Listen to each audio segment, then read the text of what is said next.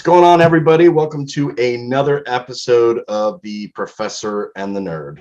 I am Ray Hale, and of course, this is Charlene Williams. Hello, Ray. How are you doing? I'm doing fantastic. How are you? I am fine. Thank you. Well, last time was interesting, and we're going to dive a little bit deeper, but figured a good way to start. I read something a long time ago, and I'm wondering if you can help me out with this. Said there's only 7 types of stories in all of literature. And there's been a number of different articles on this, and I've seen this pop up a few times. Explain what that is. Okay. Well, the 7 types of literature, they're in general and not specific, but they are the monster or overcoming the monster, the rags to riches story, the quest, which we'll talk about today and will mirror Joseph Campbell's monomyth in the 17 stages, the voyage and return, which again is part of his journey for the hero. Then there are 2, comedy and tragedy, which many of you, even though you might notice or know of them as being the literature themes or plots, Shakespeare's comedies, tragedies. We'll touch on that later in the series. And then the final one, which is rebirth. So these are what are commonly referred to as the 7. And most stories incorporate possibly one or more of these in their narrative. And as we talked, especially in this particular X-Men storyline we're talking about, the Phoenix Saga, one issue can contain 2 to 3 of these at any one point in time. But we're not going to go that far. We're going to try and stick to one and make it a little bit more accessible. Which one are we starting with today? Ray, if you don't mind, I thought we would start with Quest. Sure. I like quests. It's an adventure. Yeah, this program is a quest for both of us. It is. Well, the quest in literature has been described by many scholars, and most scholars believe that there's only one story in literature, and it's the quest story. Just to give you a little bit of background about it, when humankind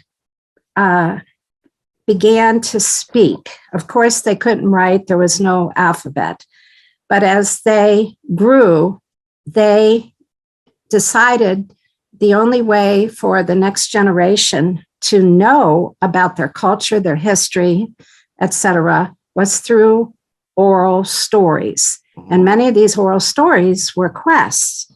And so eventually, from generation to generation, more was known about that culture. And this isn't just one culture, it's cultures around the world.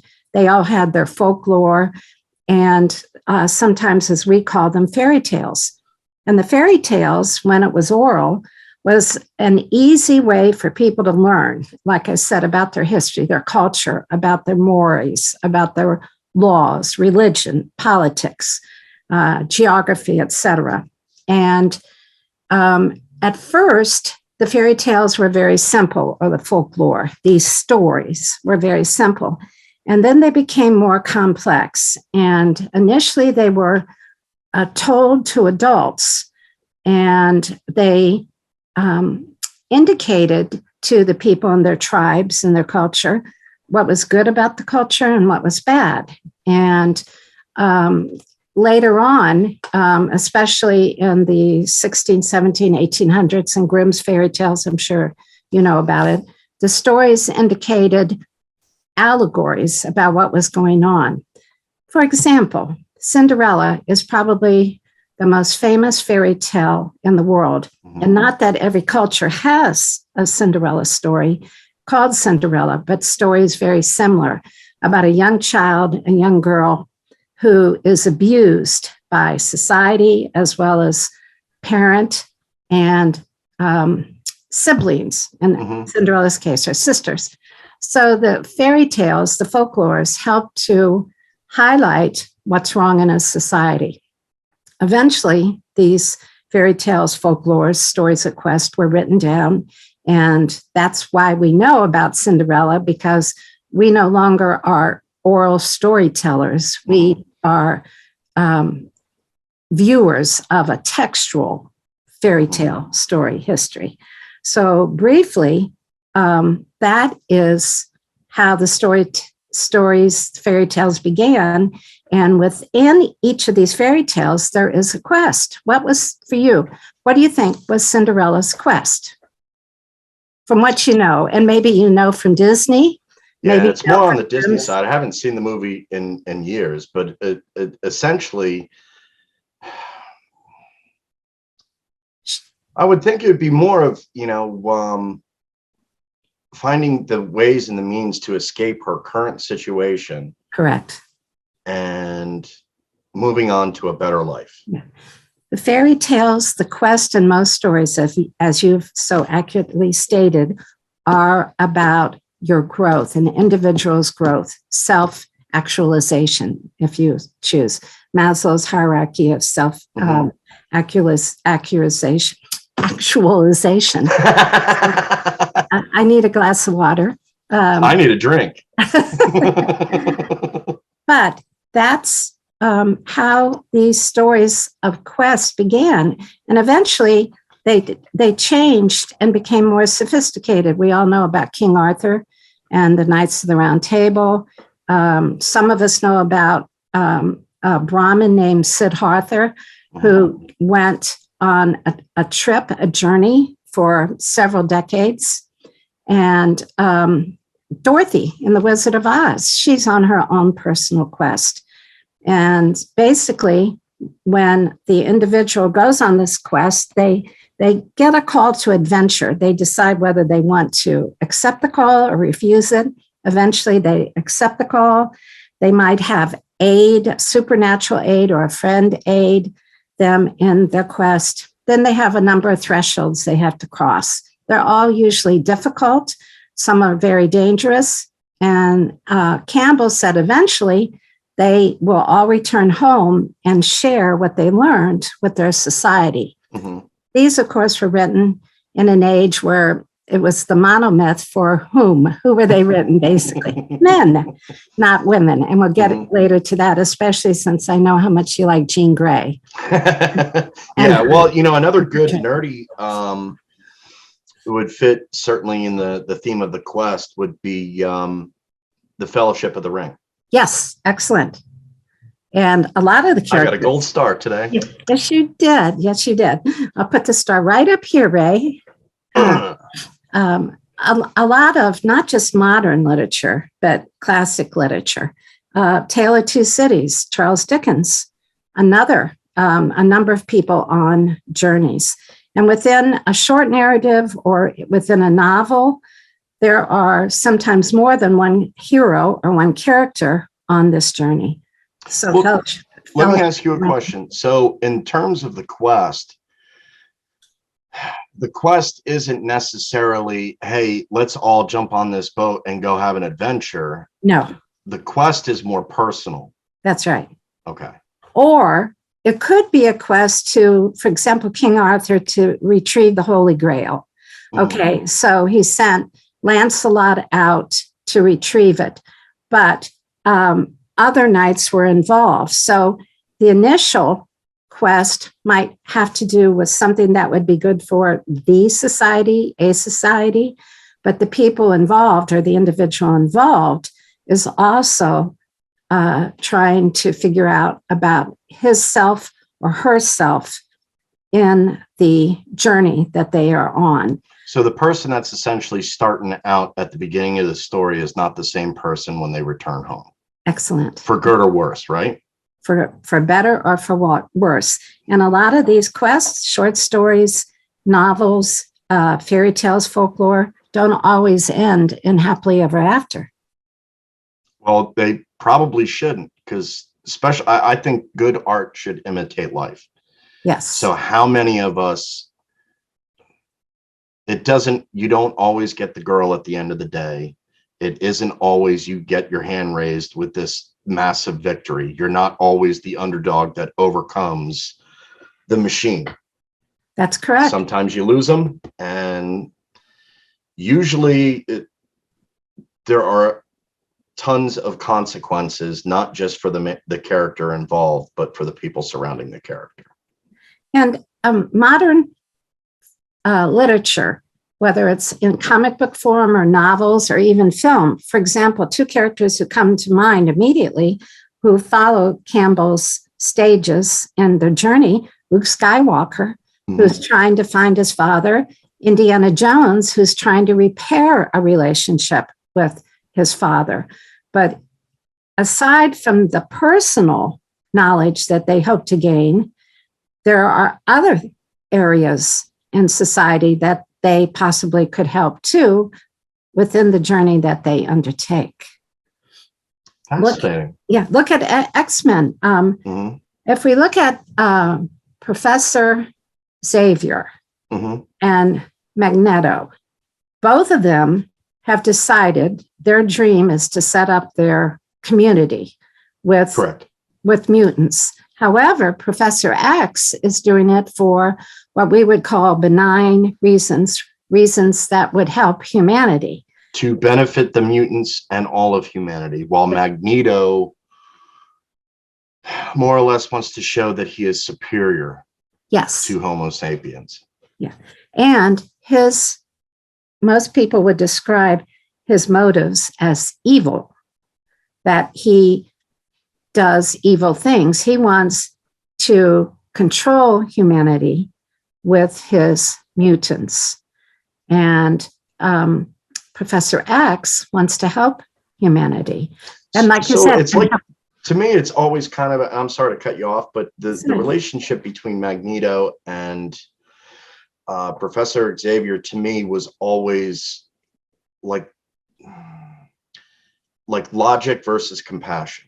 Yes. So with Magneto, it's not just this feeling of superior, of being superior, mutant kind, or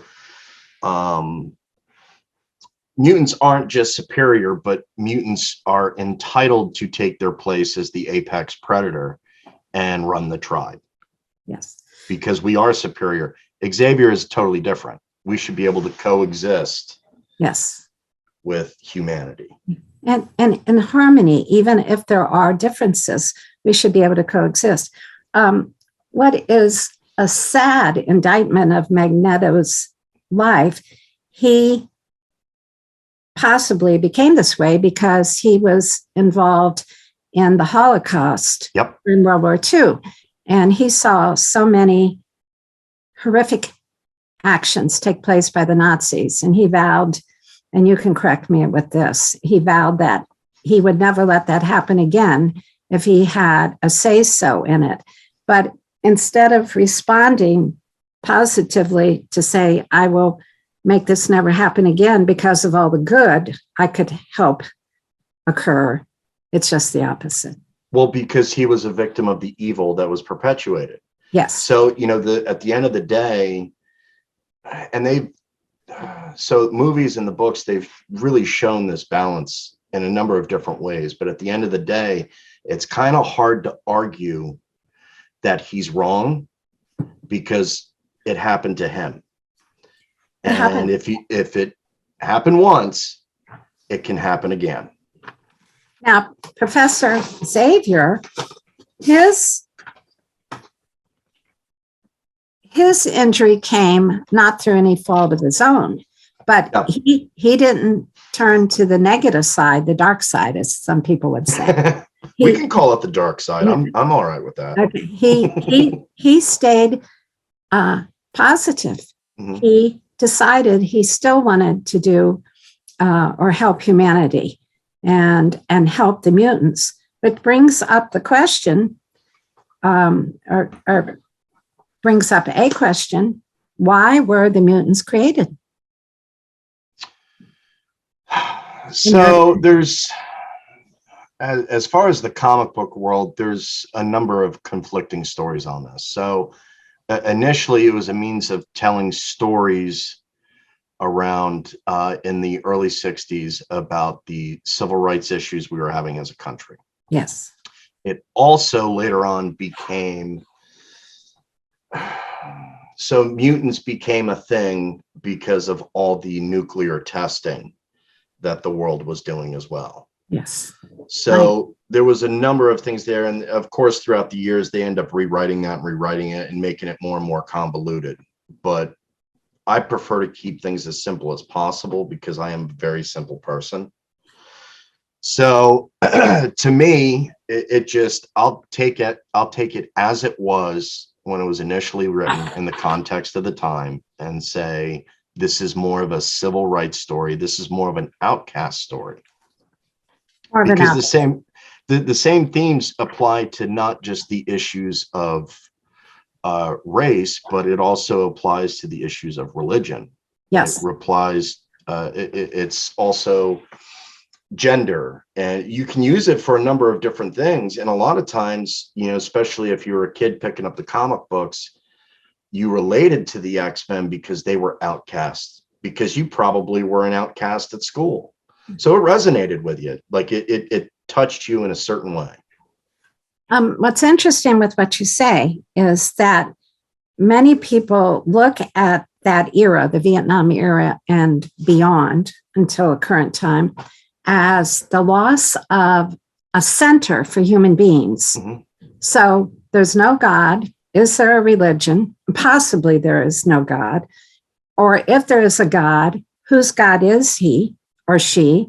Because I've seen critics write that Christians say, if you're not Christian, you don't matter. So in a world where there is so much mayhem going on today, whether it's in Russia or Africa or South America, wherever, if you're not Christian, we don't come in and take care of you. But not only is there no God, they also say science and reason have taken the place and of what was a God, a good entity. And now modern man is feeling, they're feeling no longer connected. Mm-hmm. They're not connected. And a perfect, again, a quest, a theme in literature is Franz Kafka's story, Metamorphosis, about the same thing. He was alienated. His name was Gregor Samsa.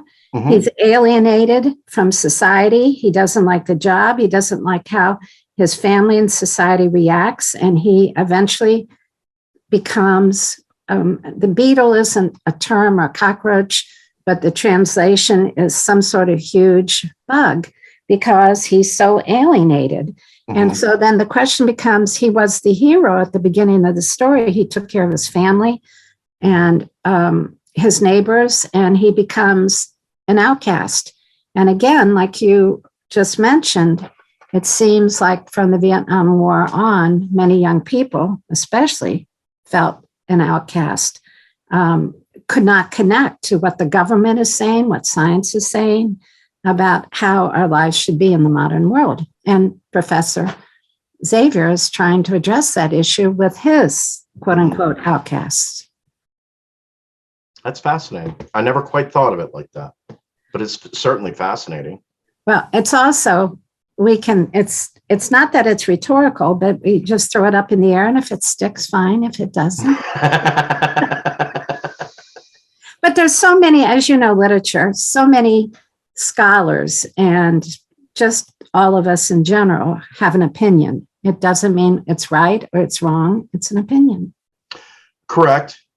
But the important thing is we are two people that can talk. And have our coffee. And do. Okay.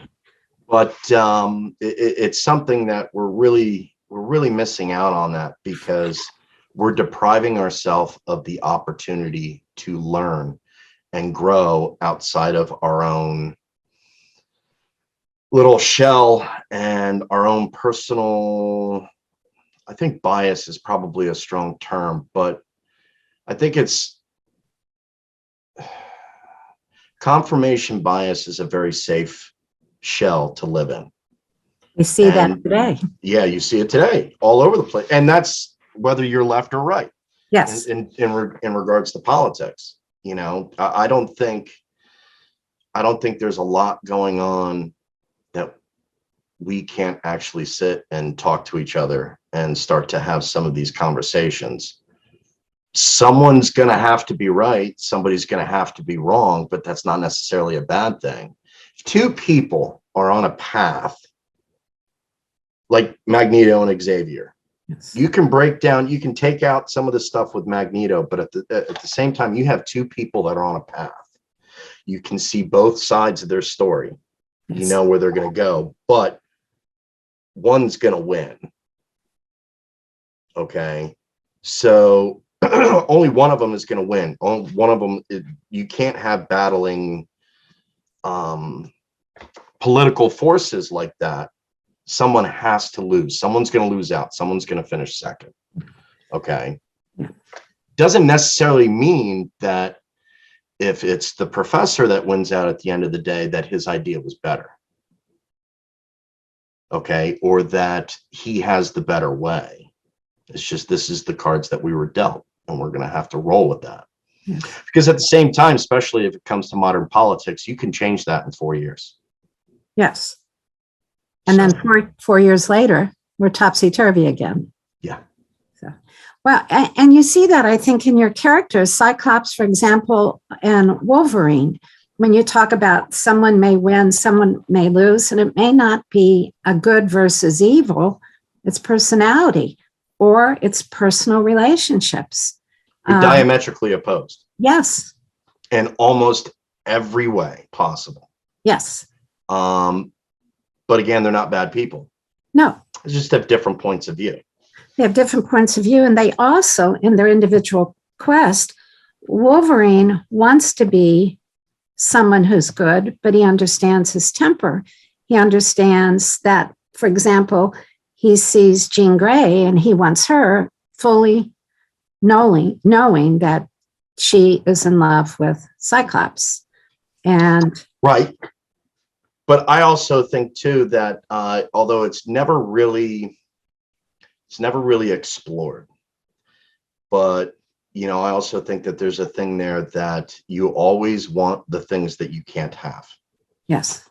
And at least through this story and some later stories, the movie's got this wrong about Cyclops and Jean Grey's Wolverine and Jean Grey's relationship. Jean Grey never had a thing for Wolverine. Sure. Yes. I mean, I think, you know, there was she enjoyed the bad boy. Yes. But at the end of the day, she was never going to be with a bad boy. No, she didn't fulfill that attraction. No. She didn't go after it. She understood it, and she was careful. She understood. But I think we tend to focus. Different writers have put a different focus on it. Like there was more there than what it really should have been. Because at least for me, just loving these stories, the Cyclops Jean Grey dynamic that relationship is one of the most important relationships in at least Marvel Comics for a number of different reasons. It's not just a physical or an emotional, you know, there's a lot happening there, and they complement each other very well. They do. And what I found fascinating is she is so important to the X-Men that she has a constant, we talked about one of the themes, rebirth. She is truly a phoenix out of ashes, out of her own ashes. She becomes something else, and she changes. As you mentioned last week, she has a number of rebirths, if you want to call it that. Yep. She's come and gone many times in the books. But she's so important. She's back. Yeah. And she's back again. Well, at least in terms of the Phoenix, which is fascinating, is that she will always have the ability to die and resurrect when needed. When needed. Because the Phoenix is actually pretty interesting. The Phoenix Force is basically as old as the universe. So that'll be a whole other discussion, because there's a great discussion down the road for that. But the Phoenix Force until Jean Grey at this time in comics had never really bonded with a host before. And at the time, Jean Grey was actually somebody pretty exceptional. You know, like the first time, and there's a number of different stories, a number of different rewrites, but it's my show and I tell it the way I want. But the first time the Phoenix takes notice, is when Jean Grey is actually very young. Okay, she's out at her house, playing in front of her house. Yes. And she watches her friend Annie get struck by a car. Yes. So in these books, usually your mutant ability unlocks during puberty or a time at great trauma. So at this point in time in the book, her mutant ability of her telepathic abilities manifest at this point, and she actually is inside the head of Annie as she's dying there in the street. Okay. And for just a moment, as Annie is dying and getting ready to pass on, Jean is able to stop it from happening for a nanosecond. But that caught the attention of the Phoenix, and the Phoenix actually was able to sever the tie between Annie and Jean, because it would have killed Jean too. Yes. But since she had just manifested her powers, she didn't know what she was doing, and that almost actually killed her. So the Phoenix knew at another time there was this mortal that could do some pretty incredible things. And the Phoenix knew down the road that there will come a time when we will get together and see what happens. As we know, it happens. So it's actually, it's kind of fascinating. There's a lot of, you can go into all sorts of religious aspects when it comes to the Phoenix Force. There's a lot of ties there from a number of different things, but it's really a tremendous story. And the quest for Jean Grey at the start of the story is fascinating, because Jean Grey wasn't a great character when she was first created. Initially. Yeah. Actually a lot of the X-Men weren't great characters. There wasn't enough richness to these characters. You just have 5 teenagers out there, you know, hey, we'll save the day. Yes. There wasn't a whole lot of backstory and context to what it is. Some light little stories here and there, but it wasn't until Chris Claremont came over and said, no, we got to have better stories than this. It can't just be the good guy versus the bad guy. Let's get into the characters. Let's develop these characters. And that's where you see Jean, because Jean goes through a number of transformations through these 44 issues. And I think what happened and what helped, which is what you mentioned earlier, during the Vietnam War and all the issues that came about, I think helped develop the stories also. Mm-hmm. The writers were paying attention. The writers weren't just writing to sell a comic book. Again, like the fairy tales, folklore, the story, the quest story, they were writing about issues going on in a society. And we're not getting into that right now. Other cultures who have their own X-Men, so to speak. Mm-hmm. But it's the same thing from what I've seen in research. They reflect current issues, positive, negative, good, evil, etc. And what you mentioned, I'll say briefly about the Phoenix and religious issues. If you look at Jesus Christ, he had the 12 apostles. His quest was to bring his word to his people, the Jewish people, and whoever else would be there. Mm-hmm. He dies, and he is a phoenix. He's resurrected again 3 days later. And he, if you believe in the Christian theory and the Christian belief of when we die eventually, end of the world, we will all be resurrected. It's one big story of Phoenix. Mhm. Phoenix happening to, again, Christians. So you're saying one day I will be the Phoenix. I'm not saying anything. This I'm is the saying best day ever. you'll be one of many.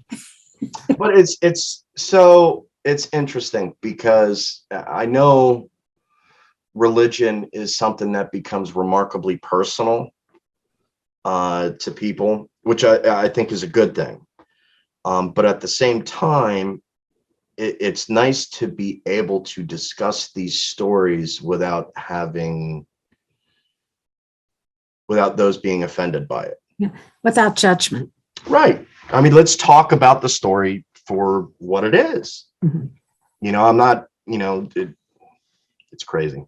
And like I said, and very interesting. Very interesting. I mean, it's at the very least, it's a great story. If you're a non-believer, it's still a great story. If you're a believer, it's an even better story. But, at the end of the day, it's still great storytelling. It is. I mean, am I wrong? Are you ever wrong? No, no. All the time. You said last week with your child. I'm wrong all the time. Ask my family. One thing, since you touched on it with Jean Grey, I think it's interesting about Quest and Joseph Campbell's monomyth. It was originally not written for, but basically it described the male working through his journey. But it changed, especially after Vietnam War. And I'd say the last 30 years, 30 years, it's changed. The myth and the journey have changed for women. And I read one interesting article that a woman's quest is internal and a man's quest is external. In terms of the X-Men and Jean Grey and Storm, do you see that as reflective of that theory or not? Yeah, I mean, I actually would. So as far as the male side of it, the perfect example would be Cyclops. Yes. I mean, he's just the perfect example for it, because if you're reading the books, half of what he's talking about is some sort of internal struggle. Well, maybe that's not the right way to put it. His internal struggles are reflected externally, how he reacts with his vision. Yeah. And the women tend to have internal struggles that they're always internalizing. And you see that in other literature, Victorian literature, Jane Eyre, Jane Austen, it's all internal. The men, their struggles are external: money, position, power. Very good, power. So Jean Grey doesn't seem to be, yes, she does struggle internally because she has this love for Cyclops, but she also struggles externally. Like the rest of the X-Men. With the X-Men, it's fascinating because, especially when the new team comes in, she's ready to move on and do other things, explore the world, go on her own quest. Which she does at the end of the first book, at the end of the first issue. Yes. And ends up, she's never really too far away because she still has a close relationship with Cyclops. Yeah. And with the professor.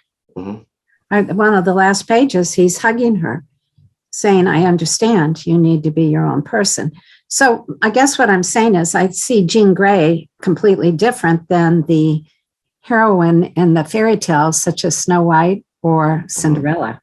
Completely. Well, it's funny you say that, because I know we touched on it in the last video, but there are, in these books, the way Claremont writes, there is, the women and the men are treated very similarly. Yes.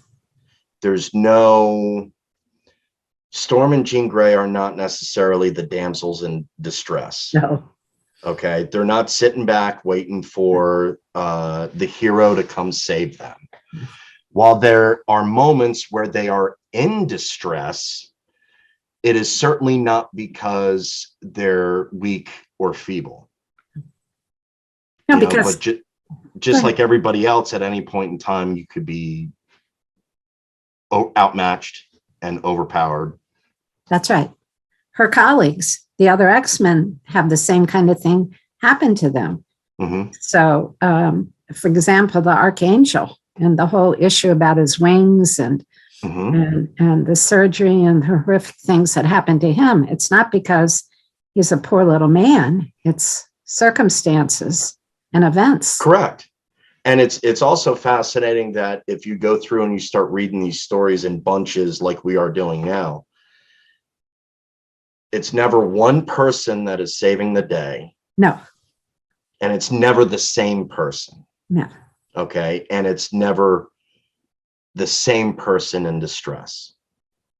So you could have a story where, you have, 3 of the X-Men fighting evil, and whatever villain or monster that they're attacking, and there's one that's left behind that is dealing with some sort of other issue at the moment. Mm-hmm. Maybe their power set isn't good against this, but maybe it's their own confidence in a situation. They're hurt. Mm-hmm. These characters are constantly recycling around and around and around and around. So there's no formula to exactly what it is that they're doing.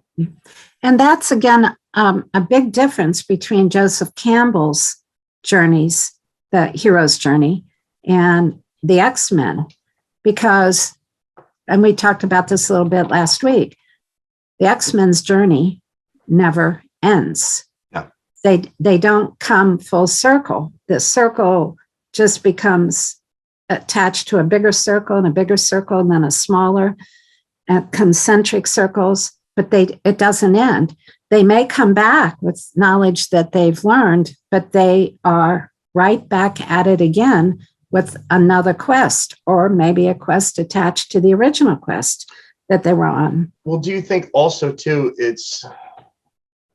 I think sometimes that the point of that in regards to the X-Men is that ultimately what their quest is to find a way for mutants and humans alike to live in harmony. Yes. But that's never going to happen. Because of a number of different things. But at the end of the day, there's always a new villain. There's always somebody there that's going to sit there and get in the middle of that and say, well, this is absurd. You can't have humans and mutants living together. Very similar to, like, you're going to have blacks use the same water fountain as whites. What are you, crazy? I know. Because there's always going to be people that are going to resist any sort of change, whether it be social, political, or whatever. What's interesting is the human beings and the X-Men are the ones that are, some of them are the troublemakers. And the X-Men, as you mentioned, are trying with Professor X to make harmony, make peace. And it's not because the X-Men are causing the issue. It's because the human beings are. So I think you're right. Given these parameters, they won't ever be able to come together. And then, of course, you have Magneto doing the same thing, but for evil. Right. Agitating. He's trying to push everybody into the boxes he wants them to be in. Mm-hmm. Or else. What's that? Or else. Or else is exactly right. He already knows what the end game is. It's not like he's running an experiment and he is analyzing the data, and whatever the test ends up being is what you get. No, he is going into the experiment with the idea that he knows what he wants at the end of it. So he's going to manipulate the data to see it the way he wants to see it. I also found the way the individual quests were written for each of the characters. For example, the Beast. He says to the professor, I want to be a whole human. I don't want to look like this. And because he is a mutant, and it seems like they all come to him for a similar reason, that part of their quest, do you think can ever be attained? Because they are who they are with their powers. So he doesn't want to be blue and furry. And eventually, I know the artists change a little bit how he looks. He doesn't want to look like that. Wolverine, it's hard to know. He just seems like, I don't care. I am who I am. I don't care, what I look like. Cyclops doesn't want that power with his eyes and have to wear devices. And yet, it doesn't seem like that'll ever change. So that quest is never complete in terms of change with regard to that. In many ways, I think you're right. Because, part of the problem is you really, at the end of the day, it doesn't really matter if you can get people to accept who you are. Just be who you are. Correct. These are the cards that you're dealt. Yeah. Run with it. Love it, and just do what you need to do. In a case like a good case was Nightcrawler. Yes. Because he's literally born looking like the devil. Yes. Okay. He got away from that. He was able to get away from that with some Stark tech to go out and use like a holographic projector and go to malls because he wasn't able to do that. But at the same time, he actually started feeling guilty about that. Yeah. It's like, well, this is fake, so what do? Go out and meet a woman? Well, I look like this. But he accepts it. He accepts it because he is who he is. At one point in time, he gets rid of it. It's like, well, this is who I am. If someone can't accept that, well, that's on them. I'm going to be the way I was created. This is because he's a very religious guy too. So this is what God has done for me.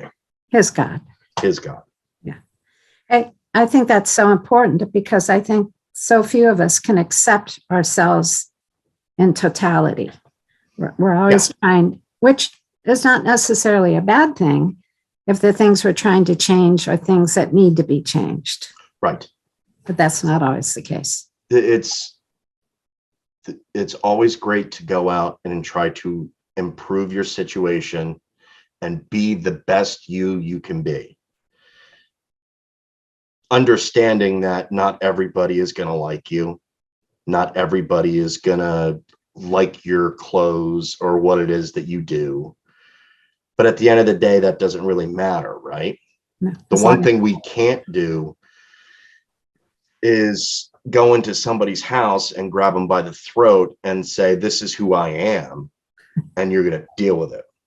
Really? Because at the end of the day, it isn't so much about what we have in common, right?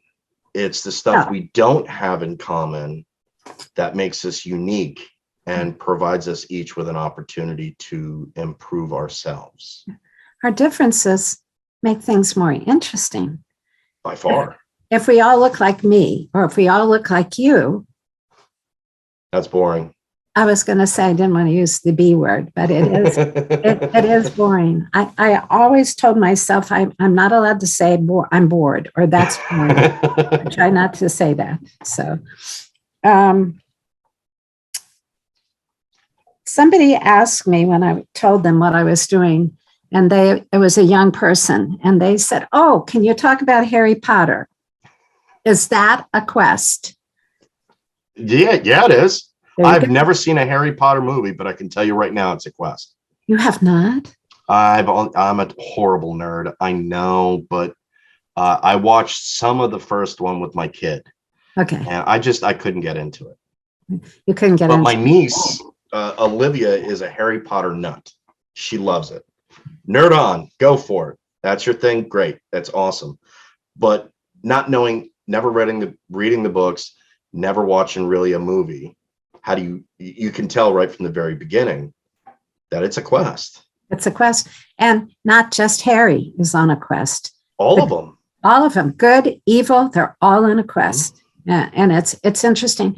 Whether you watch Harry Potter or any of the newer literature formats that are out, whether it's film or comic or novels, these all make young people think, make young people want to read. I think the Harry Potter series did more for the book industry than any other series in history.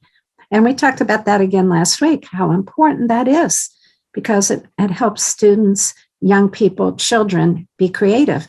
When you're reading the written word and it's not a comic book where you can look and see the action going on, you have to think, what does this person look like? What's he doing? What's going on in the background? What does his house look like? What are his clothes? Fill in the dots. So how many times have you been in this situation where you're reading a book and you go, wait a second, what's that word? Yes. Opaque. What's opaque? There you go. I know at least, and maybe I'm just different, but when I was reading a book, if I didn't know a word, what did you have to do? Dictionary. You had to go look it up. Now it's even easier. We didn't have a dictionary in my house when I was growing up. So I ended up finding stuff in the library. But at the end of the day, everybody's got one of these gimmicks. Yes. Yeah. And so if you're reading this, you read a story, is okay, what's opaque? And you can also look up, of course, you have to check your sources. And they always say Google is not always, well, no, Google's okay. Wikipedia, you have to be careful because anybody can enter information.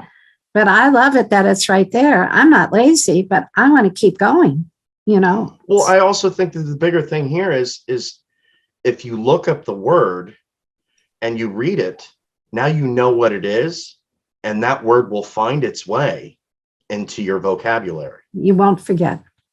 And it goes back to the thing I said last week. It was kind of funny, but it's true, is, if music is big with this, okay, because you're processing information. Yeah, you hear all this great sounds, okay, but and you got great singers and whatever, but it's a song with lyrics. And at some point in time, you're going to sit down and think about what those lyrics are. Yes. And if you're doing that with your music, and half the time you can't even understand it because it's all crazy, weird slang, or this is what you're going to be talking like all the time. Yes. So if you're reading and processing information that's a little bit above you, you're going to absorb that information and you can use that information. And it's all good and it all helps. Yeah. Whether it's classic literature or not, or if it's current literature. Another question that came up a lot with my students when I was teaching is, Professor Williams, what's the difference between a journey and a quest? Because they were so intent, I guess, upon a grade versus thinking it through. What do you think? It's so simple, but they looked at a quest as something that they're trying to attain, and it can make the difference between good and evil, life and death, etc. They didn't look at journey necessarily as, okay, look at a map. You're going from A to B. Well, I mean, the two words are so similar to me that to me, it's almost like saying something is navy and something is blue. Yes. Okay. It's, I don't know what the smart word for it is, but it basically, to me, it's like the two words have the same meaning. The quest, a bit of the difference is a quest is something to attain, whereas a journey could be to grandma's house. Okay. You're just going, you're taking a road trip. It doesn't really address the personal aspect of whatever it is you're trying to attain or experience you're going through. And what we're discussing. Yeah. And this. And in Joseph Campbell, the call to adventure isn't just to take a trip by horseback or by car, by train or by ship. The adventure is going to turn into achieving the quest. It's your roadmap on the way to the quest. So, it can be what you're saying. It's a shade of blue. Is it navy? Is it aqua? But in terms of the monomyth and the hero's journey, the journey is going to achieve a quest. So now let me ask you a question in regards to the books that we're talking about. So for those who are watching this program, we're talking about the Phoenix Saga, and we're looking at it from the pages of Classic X-Men number 1 to 44. With all these different characters that are being thrown at you, because I know before I sent you these books, you didn't know anything about these characters. No. Well, I personally have a great deal of affection for Jean Grey. Yeah. The quest of some of these characters, while they all have a similar quest overall, but personally, they're on totally different quests throughout these issues. What was the one character's quest that struck you as interesting the most? Well, besides Jean Grey, because I know her backstory from you, but Cyclops, because he was the first, he was selected to be the leader, because more than any of them, I think, except Professor Xavier, he feels this tremendous responsibility to the group. And as much as he wants to express and act upon his love for Jean Grey, he has to think about how it would affect the group. And I find him fascinating. I see his pain. I understand his pain. He doesn't know what to do with the power he has. And he is humble. He goes to the professor, even though he's considered maybe a superhero and, of course, a hero. He goes to the professor when he's having issues. He is not, as young people will say, he's not a know-it-all. I found his character very complex. Wolverine in a different way. Wolverine more or less amused me, but Cyclops, Scott Summers, I found him fascinating. See, the cool thing about these characters is, so like Cyclops in particular he's very stoic. Yes. He's got the broad shoulders in front of the team. It's his job to be the leader, make sure everybody can get the job done and make sure to get everybody out safely. Yes. But when nobody's around, in many ways, he's the most fragile of the bunch. Yes, I agree. He's rigid, like you say, in public, but I think he's so sensitive and he's trying his best he's trying to be perfect. Mm-hmm. And it's hard, even for a superhero. And it's fascinating because all these characters, not only do certain characters you identify with a certain character because there's something similar about them than, with you, but with some of these characters, you can pick them out as people in your life. Yes. Yes. Whether they're around or at some point in your life, you had a Cyclops character, this guy that, seems to always have the right answers, know exactly what to do, and be the ultimate leader. And then when everybody's around, he's home sobbing, watching rom-coms all by himself. Yes. But the fact of the matter is like, the old expression is you can't judge a book by its cover. No. Because a lot of what and most of these characters, the way they portray themselves to other people is not necessarily the real person. No. And another interesting facet of his personality, his, I don't know what you want to call it, his issue with his sight came about because of the death of his father in a plane accident, a fiery crash.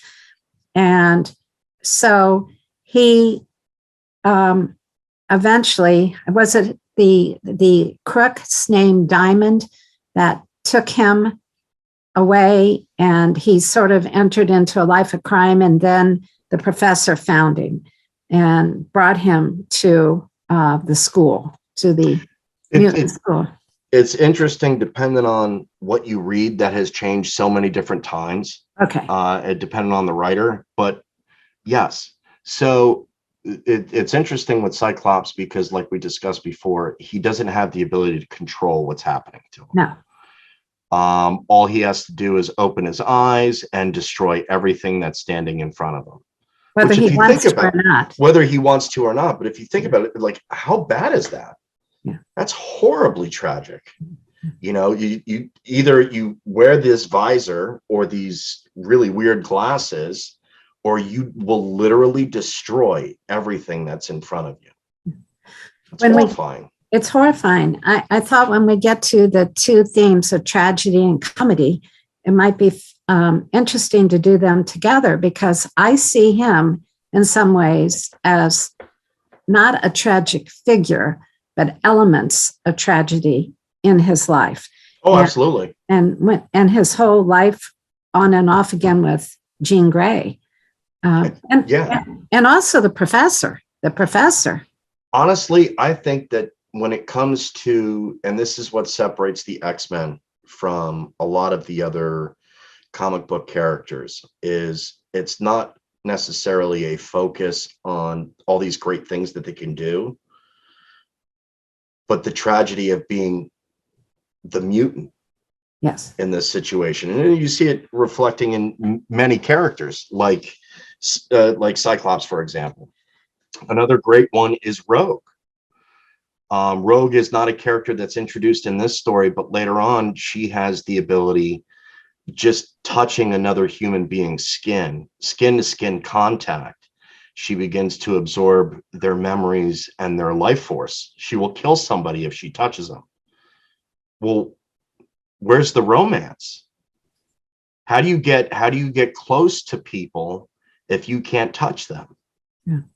Very interesting. You know, that's horrifying. Even in the case of Professor Xavier and Jean Grey, they're telepaths. It's not something you can turn off. You walk into a room and you have access to everybody's thoughts. Yes, which to me would be horrific. Oh, I that's not one power I would ever want. No, Ray, I find you admirable, and I think you are so creative and knowledgeable. I don't want to know what you're thinking. No, so, I don't even know. I wouldn't want anybody inside my head. I always say, do we always know what we're thinking? Well, it's like you've seen this in a number of different stories and in other literatures. The human mind works so fast. You have so many thoughts you don't even realize. Computer. So imagine now walking into a room where there's 8 people in it. What kind of noise would that be for you? Or how about just something simple like none of your friends and family can plan a surprise party for you. You already know it. You almost know it before they know it. Or how about how many times have you kept a secret from somebody, not for any nefarious reason, but imagine walking into a room, it's like, okay, you got your good friend, but his wife is beautiful. You're always going to think about how beautiful his wife is. Now imagine being a telepath walking into that situation. Goodness. It's remarkably awful. It is. And that's what's actually great in one of the backup stories with Storm and Jean Grey. We learn more about Storm and her issues with claustrophobia. Yes. But Storm immediately takes offense. That's, why are you reading my mind? I can't help that. No. I'm not trying to, but I'm already in there. I can't help that.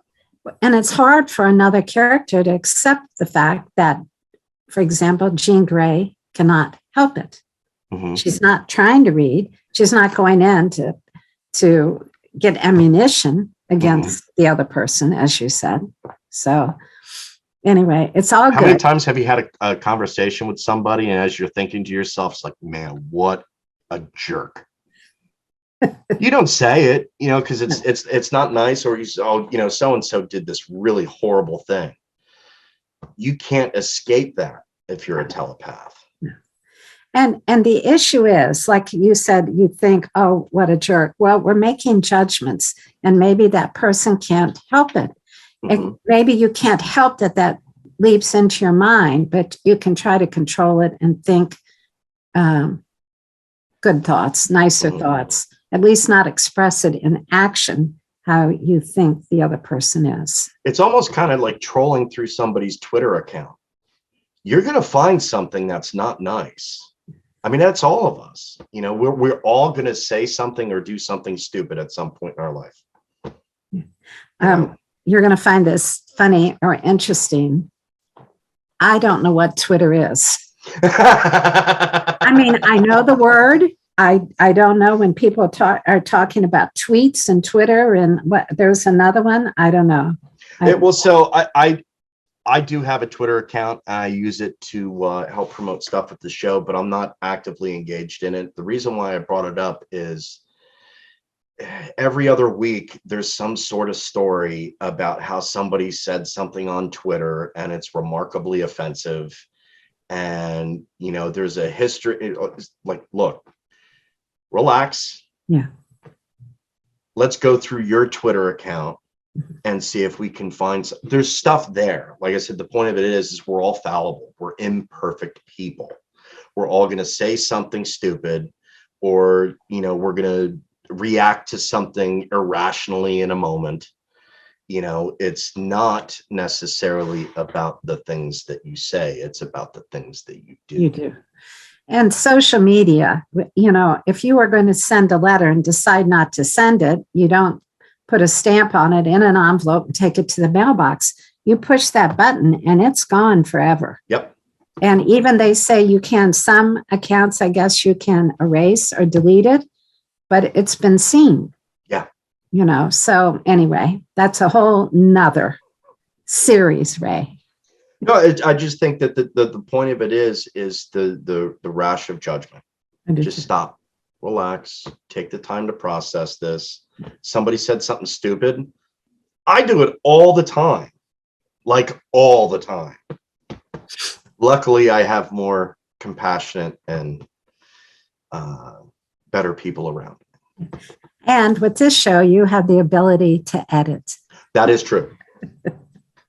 But not all, because I show some of the stuff I edit out of the show. I know. And bloopers. That's interesting. But there is one blooper nobody has ever seen because it was bad. Well, I guess I won't ask to see it. Nope. Moving on. Okay. So today's big thing was about the quest. Is there another particular quest as we go through this that we haven't touched on that you think is fascinating? Specifically, no. I can't think of anything that we haven't, between last week and this week, talked about in terms of the overall quests involved in the storylines. I'm sure there are many other, and they're little ones, but I think we've talked about the major quests. Well, I think we're going to be talking about the quest with Jean Grey very extensively in more videos. But I think in this particular episode, since we're focusing on the quest, I think it would take a few minutes to probably discuss Wolverine and his own personal quests at the moment.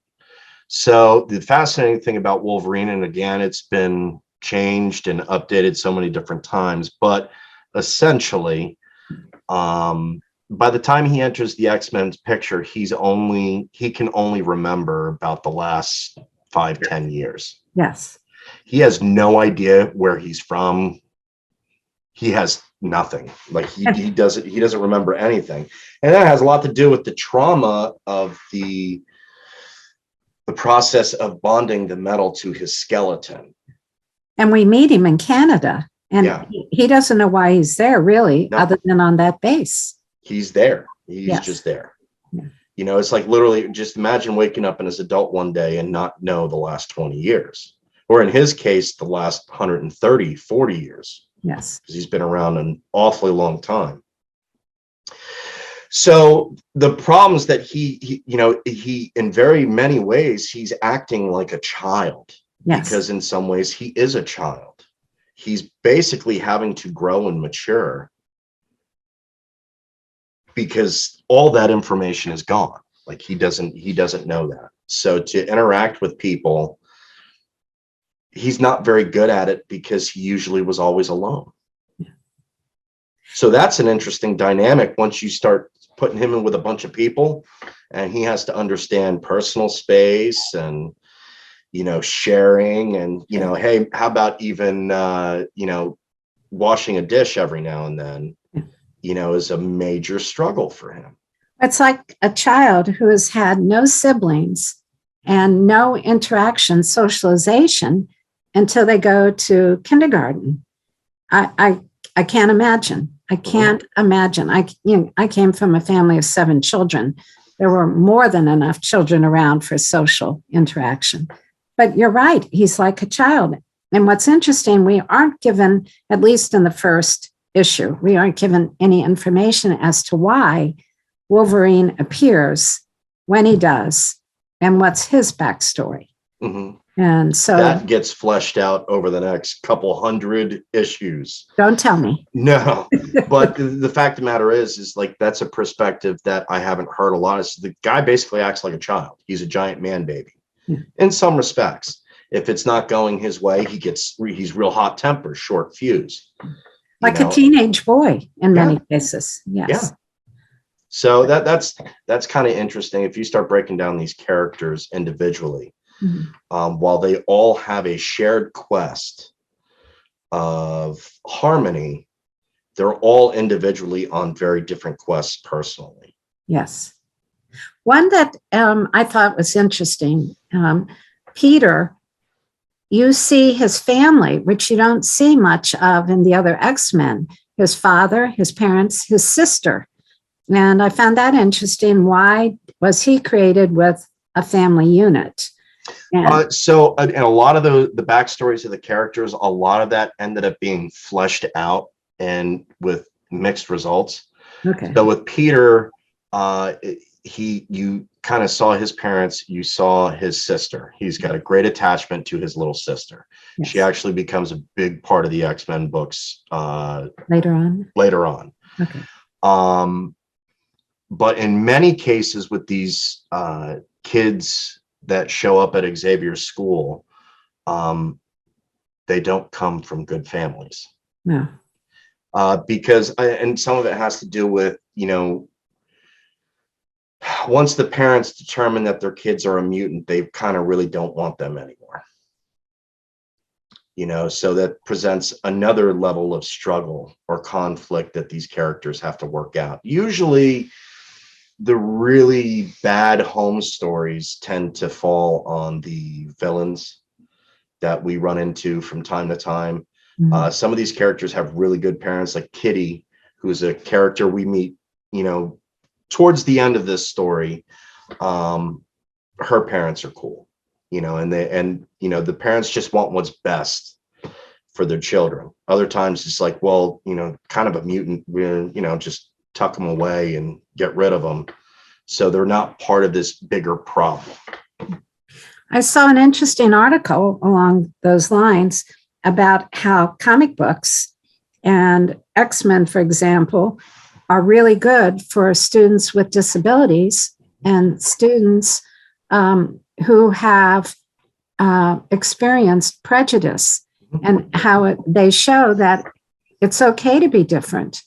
Look at these, not just look at these superheroes, look at these people who not only are in special schools, because sometimes these young people feel marginalized, but they are doing well. And yes, they have something that other people don't understand or may make fun of or might be fearful of, but it doesn't make them any less. No, because it is fascinating that you say that, because that would be two groups that would be directly relate to the material. Yes. So as a mutant, you face all sorts of prejudice and persecution. Yes. Okay. And in many ways, these superhero abilities that all these characters have are their disability. Yes. Okay. There's a blessing and a curse that goes with all of it. It's like, you take Angel. Hey, great. You can fly. Imagine not having to book a flight anywhere. Yes. You're late for work. Just go right out the window. You're gone. But now walk into a room with a set of wings. Yes. Yes. Well, and Iceman, Yeah. again, and I read some interesting articles about him, but that's an issue. Storm, another interesting character, absolutely beautiful. You don't know a whole lot about her other than she came from a tribe in Africa and she's a goddess, but she's revered there as a goddess. So there doesn't seem to be any close knit interaction going on, at least so far, with a family and or people in her tribe other than they love her and admire her. Mm-hmm. So, but I found that interesting. An interesting thing on Storm. Storm has always been a very well-liked character, but where she really became popular is after this storyline a few years later, going into the mid 80s. At one point in time, she's actually depowered. So she can't do the stuff that she has to do. And she was depowered, at least in the comic books, for a few years. She became the most popular character, leading this group of superpowered individuals as a mere mortal. But was this intentional, or they didn't have interest in expanding on her character? Oh, it was certainly done intentional. Okay. Even at one point in the comic book, Cyclops ends up coming back and the two have a duel to determine who the leader of the X-Men is going to be. And Storm wins. And Storm with wins. No powers. Wow. So, I mean, the fact of the matter is I think part of the story is it was interesting piece of her story at the time. But also, I think the theme that they wanted to approach was she's able to do all these great things and she cannot rely on these abilities. She has to use her brain. She has to outsmart people. She has to work harder. And I think that's a piece of the story is the characters will constantly evolve, which is a good thing because you're taking all these experiences and it's forging your new path forward. That's great. But at some point in time, you have to continue to turn the screw on some of these characters and make them more interesting. You just, after a while, it's just like, oh, okay, well, Superman can fly and he saves the day. Okay, but outside of that, what's going on there? Psychologically, what are we going to do here? And the X-Men is a very psychological comic book. Yeah, it certainly is. Much more, we talked a little bit about it last week, but Superman's perfect. Yes. But we don't see any emotional. Well, if you saw a movie about him with Lois Lane and how he stays on reverses time. But other than that, he's perfect. Yeah. It's hard to identify with him other than to admire. It's hard to inject conflict. There's a great Superman documentary out there if you haven't seen it called Look Up in the Sky. I believe it's on YouTube. It's fascinating. Okay. About the whole history of Superman. But like I said, at one point in time, there's a story in Superman's in the 60s in a comic book where he basically just blows out a star. How do you introduce conflict into a story when the guy can do that? It's true. Whereas, the X-Men and some of the Marvel comics had a completely different, these are very grounded characters. Some of them have great abilities, but maybe they're not so strong up here, which is, I think we all can relate to that. Now and then. So how do you respond to conflict? I know. You can find out a lot about yourself by going through something traumatic. Well, one of the things we talked about also is some scholars believe that comic books are not a legitimate literature genre. And if anything, they're a subgenre. But I don't have it here with me. but a number of graphic novels, which are extensive comic books, they're longer than a comic book, have won. One's Mouse, which won the Pulitzer Prize. Mm-hmm.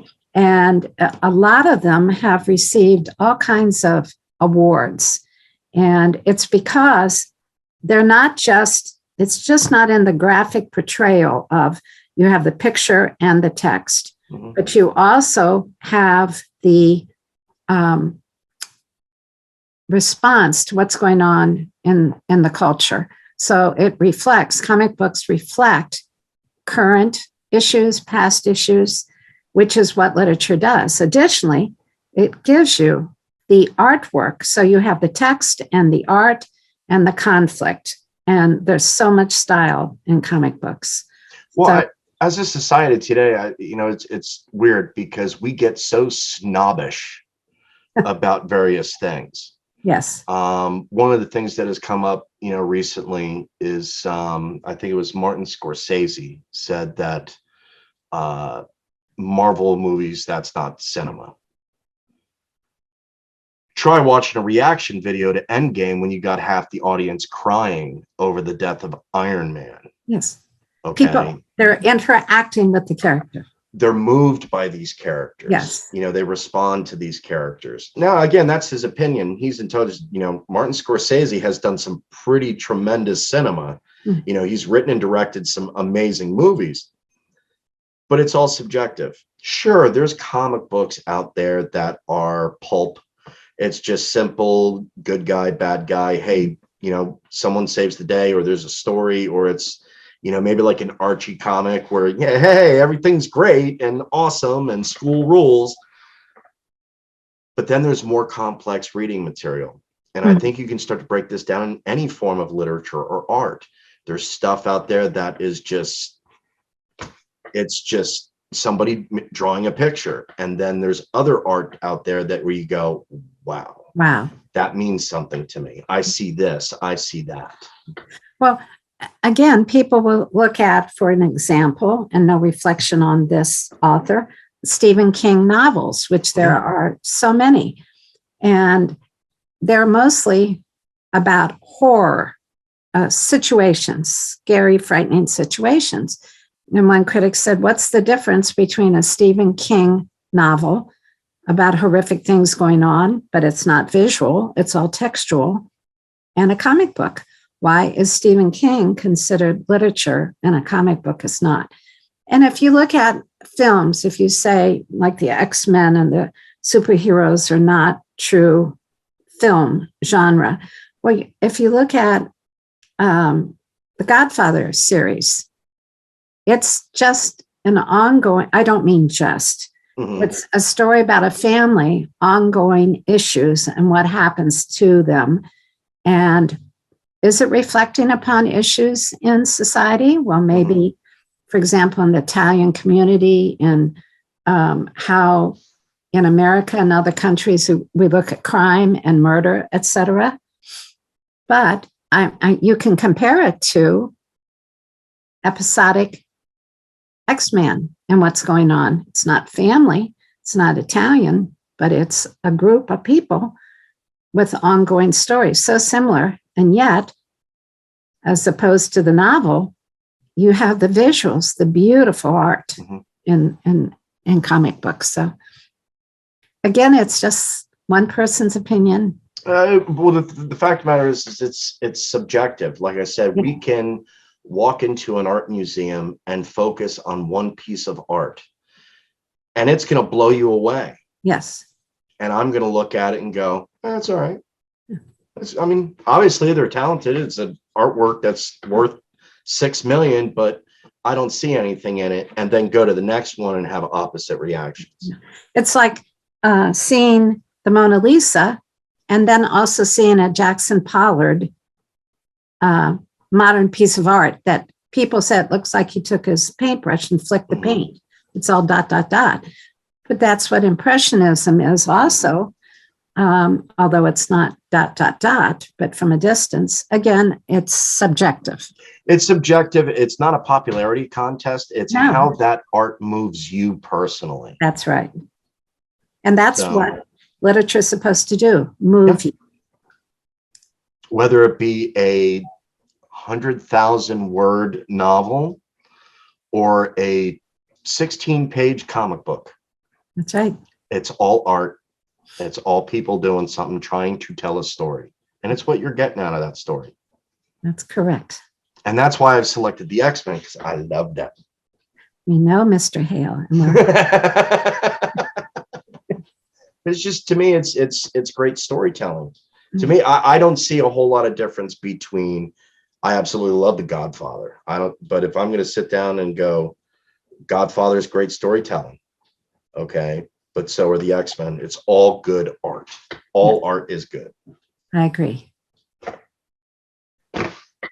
So you have any closing remarks?